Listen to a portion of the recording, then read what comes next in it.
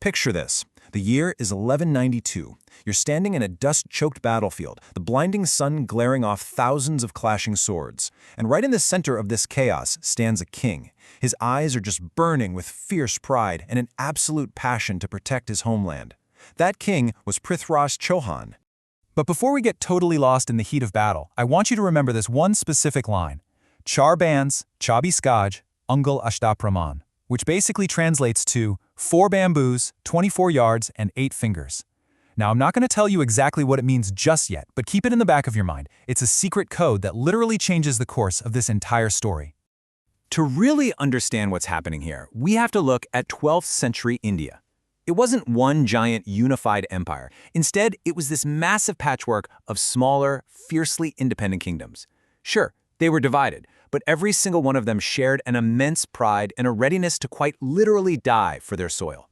But a storm was brewing in the west. Muhammad Ghori. Now, Ghori was a totally different breed of leader. While Chauhan was this proud lion defending his territory, Ghori had this relentless, unstoppable drive. For him, defeat wasn't the end. Defeat was just a harsh lesson on how to win the next time. And that brings us to 1191, the First Battle of Tarain. Imagine the sheer scale of this. 2 massive armies colliding, the literal earth shaking beneath the horses' hooves, the deafening roar of soldiers.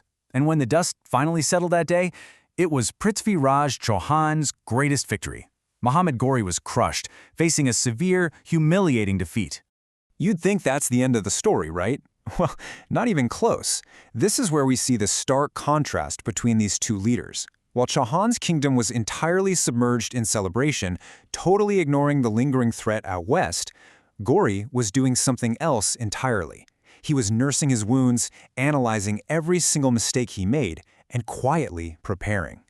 Which leads us to our next chapter, 1192, and a very different story at Tagran. So exactly 1 year later, Ghori returns to the exact same battlefield. But he didn't just bring more soldiers, he brought a totally new, brilliant tactical shift.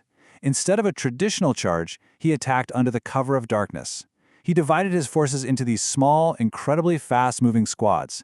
Their goal wasn't to overpower Chauhan's army all at once, but to repeatedly exhaust them, surround them, and then, only when they were exhausted, deliver the final, crushing strike. Chauhan's army was incredibly brave, but they just weren't prepared for this kind of warfare. And then, the unthinkable happened. The tide turned completely. Prithviraj Chauhan, the undisputed lion of the battlefield, was defeated. He was captured, bound in chains. It's truly a devastating turning point in history. Now we move into the aftermath, defeat, and a legend that has endured for centuries. So the factual military defeat is one thing, but the pages of history hold another, deeply dramatic tale. According to legend, Chauhan was taken to Ghori's court and brutally blinded. He lost his kingdom, his freedom, his sight, everything, except for one thing, his absolute mastery of archery. Remember that quote from the beginning? Char bands, chabi skaj? This is where it comes in. Chauhan's incredibly loyal poet and friend, Chand Burdai, was right there with him in the court, and he used those exact verses as a secret code.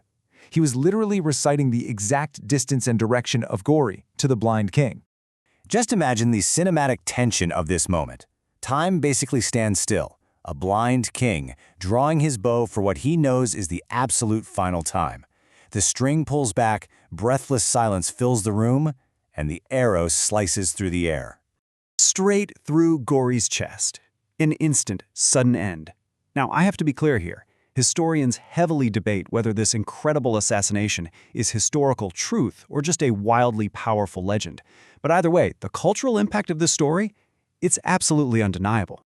Let's zoom out now and look at the real long-term impact of 1192. Because here is the absolute most crucial takeaway. The Battle of Tarain wasn't just a single military loss. It was a massive macro shift for the whole continent. Look at this domino effect. The defeat at Tarain quite literally opened the doors of Delhi.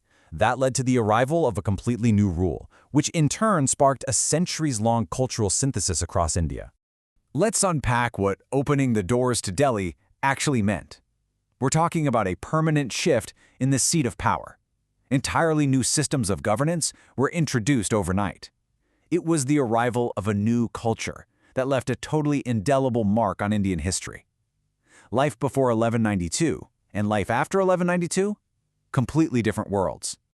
So I'll leave you with this thought. Do the swords of 1192 still echo today? Because if you listen closely to the history, the culture, and the unfinished stories passed down through generations, you'll realize those echoes from that dusty battlefield have never truly faded. Thanks for joining me on this explainer, and keep exploring the history that shapes us.